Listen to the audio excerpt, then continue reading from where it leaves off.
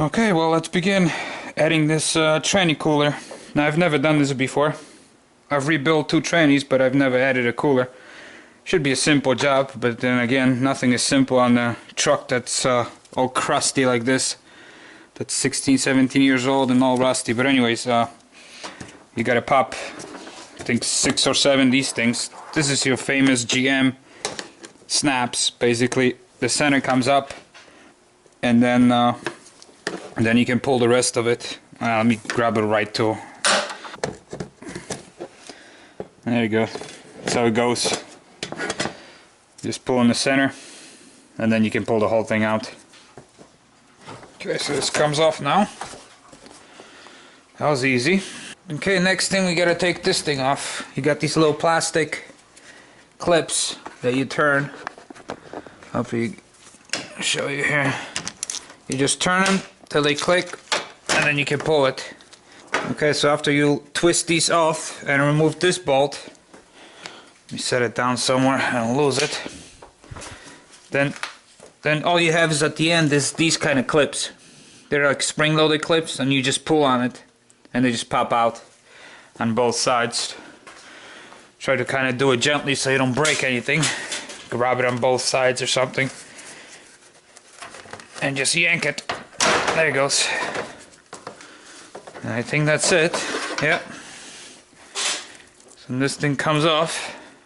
So you got 1, 2, 3, and 4 of those twisted ones.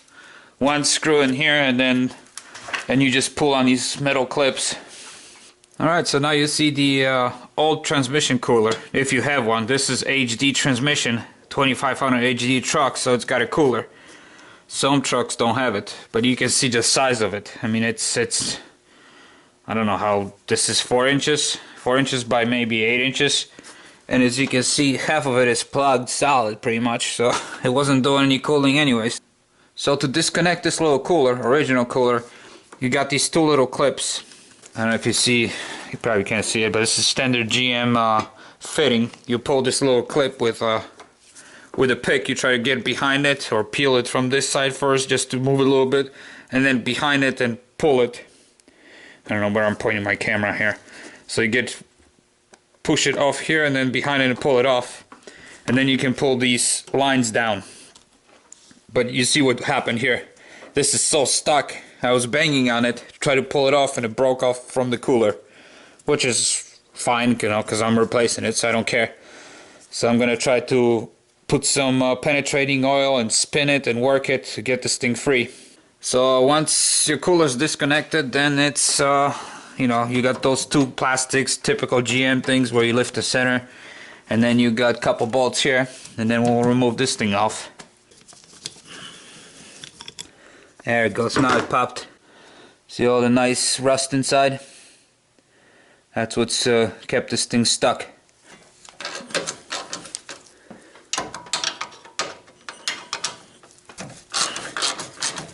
Let's break them loose.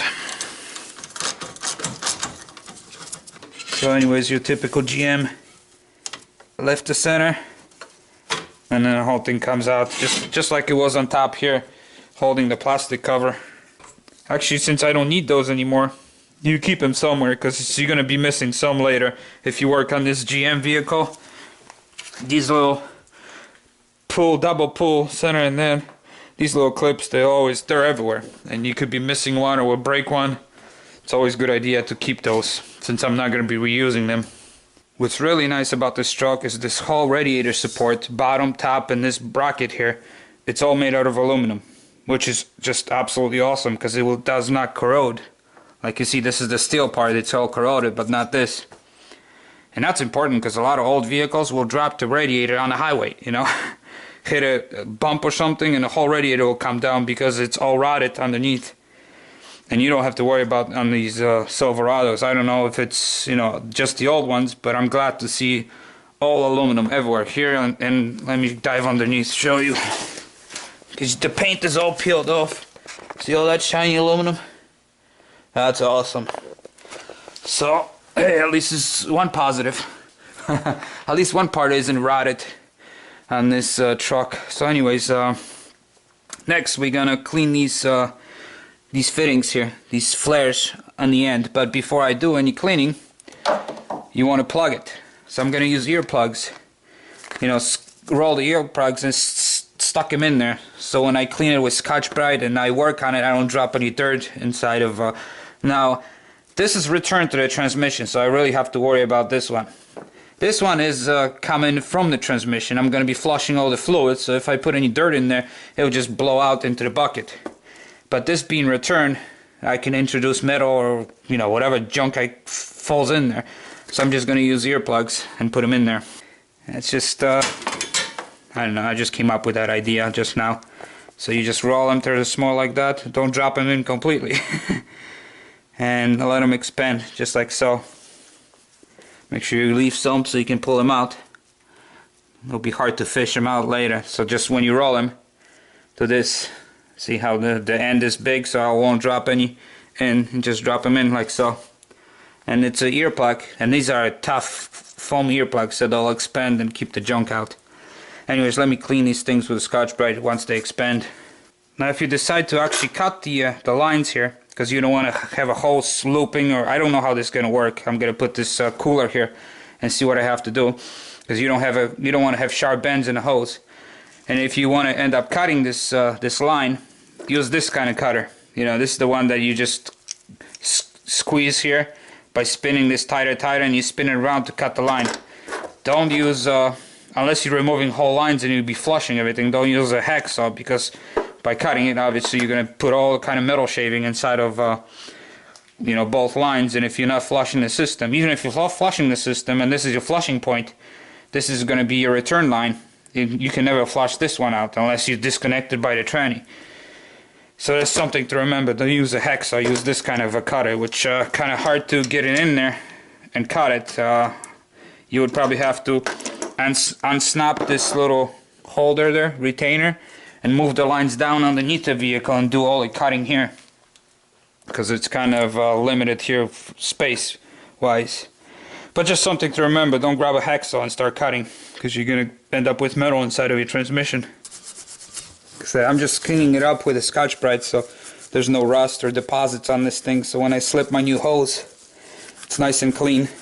Okay, so now I'm going to remove this crossbar here, because like I said, I have to modify this, flip it around and mount my new cooler to it. So again, this is everything is 10 millimeters, so we'll just remove these.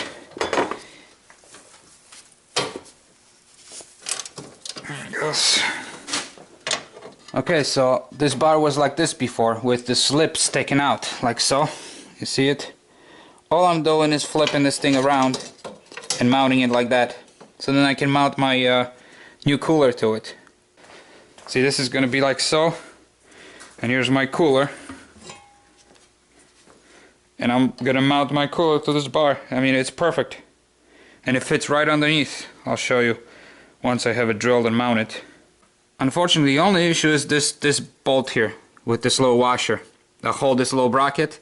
Because if you mount your new cooler, it comes out to about here and hits this bolt. So I'm going to eliminate this bolt. I'm going to drill a hole on this side. So let me remove this thing. I'll show you later when I get it done. This thing seems to be a very, very simple job, at least on the Silverado 2500. This is 99 Silverado. It seems like an easy job. It's like everything was, see, I said it was an easy job, and then I can break the this screw loose.